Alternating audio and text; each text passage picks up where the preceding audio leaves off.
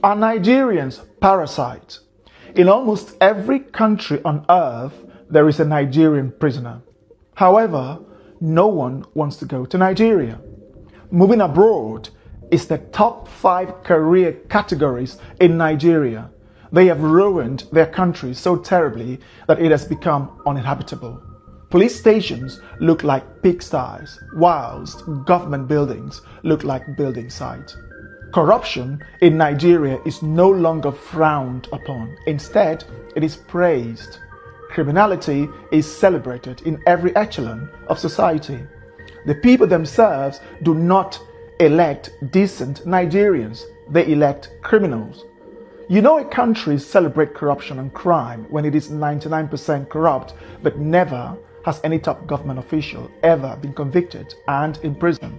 In Nigeria, communication is conducted through screaming, hand gestures, and sometimes the fist way. You'd see diplomats, police, and military men fighting in public. Tens of thousands of fist fights should be recorded in Nigeria every day. Every building has a generator, some with up to 10, all running at the same time, forging a megapoly of noise of epic proportions. Nigerian motorists communicate with their horns. An average Nigerian motorist beeps their horn 100 times per day. Imagine the noise pollution.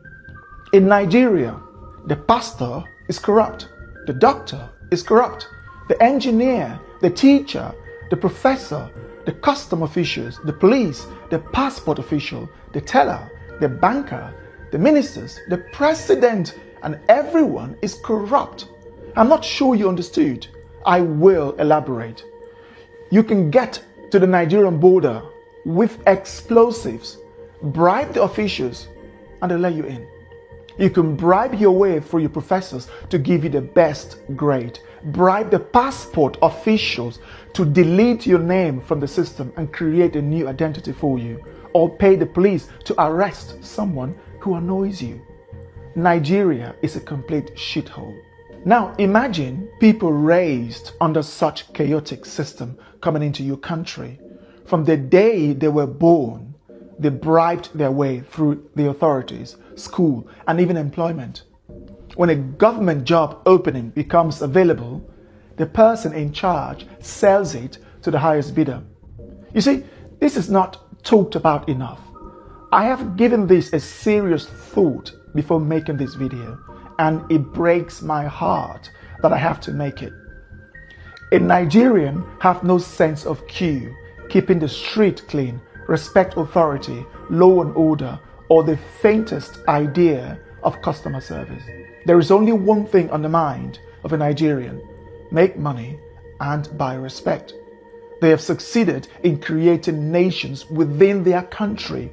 The Hausa, Yoruba, and Igbo effectively have quasi-nations within Nigeria.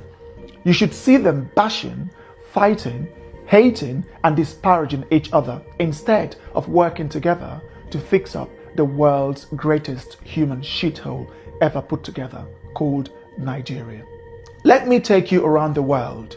There are Nigerian prisoners in South Africa, Namibia, Botswana, Kenya, Angola, Gabon, Cameroon, Ghana, Cote d'Ivoire, Senegal, Indonesia, the UAE, Qatar, Pakistan, India, Thailand, Malaysia, Singapore, Vietnam, China, Hong Kong, Japan, South Korea, Russia, Ukraine, Poland, Germany, Italy, Switzerland, Norway, the Netherlands, Spain, Canada, the USA, Colombia, Brazil, and even countries as poor as Chad, Congo, and Mali. Their conviction typically surrounds around drug trafficking, pimping or pandering, 419 fraud, which includes dating scams, credit card fraud, and other fraudulent activities. The world has every reason to scrutinize Nigerians 5 times more, or even ban them altogether. Nigerians give black Africans a bad name. I bet you Namibians, Botswana, Kenyans, Angolans, Senegalese, Burkinabes, South Sudanese, or South Africans commit the least crime of all Africans who live in the West, South America, and East Asia. Botswana, Namibians, South Africans, and Kenyans don't leave their countries like Nigerians do. When they do so legally, and when they are in your countries, they are 10 times more likely to abide by the law of the land and stay away from crimes. In contrast, Nigerians would fight in public at every opportunity. They have one of the lowest levels of etiquette in the world. 7 out of 10 Nigerians have been involved in public fighting in their lives, as this is our Nigerian way of resolving dispute. Now imagine letting someone who doesn't understand law and order, not to litter, not to urinate in public, how to dialogue instead of yelling and using their fists in your country. What do you think will happen? They don't get along with their neighbors or other African countries. How do you think they'll get along with the world's most evolved and developed societies of the West and East Asia? The Nigerian sees the humane laws of your country as a weakness to exploit. As with everything, nothing is 100%. I know this. There are some good Nigerians, but almost every Nigerian is infested with that corrupt mindset. Living in Nigeria, I have tried to find something good to sell to the world, but unfortunately, there are scarce. It is a land absent from progress. The Nigerian system is broken.